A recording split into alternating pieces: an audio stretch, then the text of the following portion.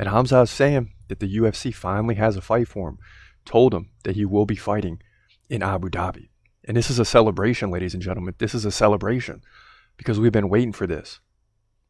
Khamzat says, UFC told us we have a fight in Abu Dhabi, so that's what I'm waiting for. I'm already here in Dubai, living here, training camp, everything is good. So I've been in shape for a long time now. I've been in Thailand training camp. I've been here in training camp. I've been in Sweden training. So just waiting for the opponent and the contract. So we'll see what's going to happen. And the belief is that he's fighting Kamaru Usman. Didn't we ask for this fight for the last 3 years, right? When Usman was the champion? And isn't it funny that Usman wanted nothing to do with Khamzat? Zero, right? Why do you think that is? Because he knows Khamzat's a tough fight. Now Usman realizes, okay, I lost the title. I'm not beating Leon Edwards, or I didn't beat him, and I'm likely not to get another shot. I'm like Colby Covington right now, who lost to Usman twice. I'm not getting... So now let me start making some money before I ride out into the sunset. And Khamzat says, he knows where the money's at. He says, Usman wants to fight. I'll make his last fight. He wants money. He knows where the money is.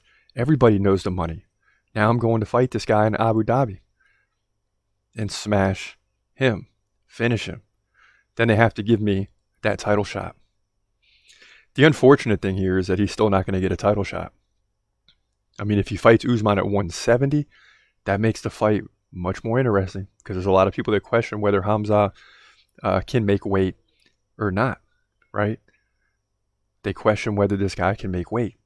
So it's more interesting if it's at welterweight. It's scarier for me personally as a fan if it's at welterweight because I don't see any reason for him to fight in welterweight right now because they've been making him wait too long. And as you creep up into those later 20s, you start getting closer to 30. Making that weight is harder to do. You can do it, but your strength is not there. And he looked like he was in trouble at times against Gilbert Burns. There were other things going on at that point in time, which played a factor against Gilbert Burns. But the fact is that weight cut caused him a problem. Then you can get on him for the Nate Diaz weight miss, but there was no motivation to, I mean, listen, for him to get to 170, he's got to really squeeze down. It's like McGregor getting to 155 still. That's crazy. And if you saw McGregor forever, you see what he had to go through to get to 155. I mean, and you're going to do all that to fight Nate Diaz because the UFC needs someone to go in there and beat Nate Diaz in his last UFC fight to diminish his value and maybe make him re-sign with the UFC? I mean, let's be honest. That's what was really going on. And some of you out there are like, oh, he missed weight. The UFC should punish him. Come on, man. Come on, man. So he fights Kevin Holland at a weight that Kevin Holland is more comfortable, where he don't have to cut weight. It wasn't even middleweight. It was 180 and just smashed him. He just smashed him.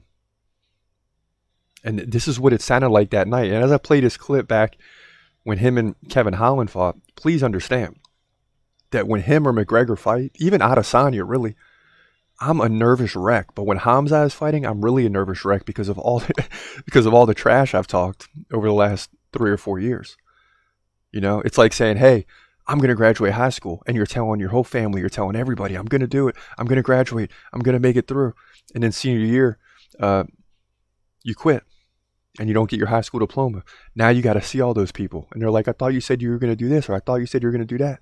So if Khamzat loses, I'm in trouble, man. Because you think there's some comments now in the Q&A toward the end of the show. Wait till you see what happens if Khamzat loses. Because everybody that hasn't been to the channel in a long time or is a regular person that isn't like me or a few others that say Khamzat is going to win it all those people are coming back to let me know that I don't know what the heck I'm talking about. Forget the record this year of 130 and 72, right? Those 130 correct predictions, which is probably one of the best out there right now, or at least I'm definitely up there in the top 10 with whoever's up there. Went 10-2 last week to set us up for the break. So you got all these things going on. All that is diminished if Khamzat loses a big fight. He's gonna fight, wait, he's gonna fight, wait. Hold your breath till the end of the night. Last fight of call, UFC at its height. Yeah. Bringing that thunder with all his might. Saying, step up, wanna fight? Hold up, think twice.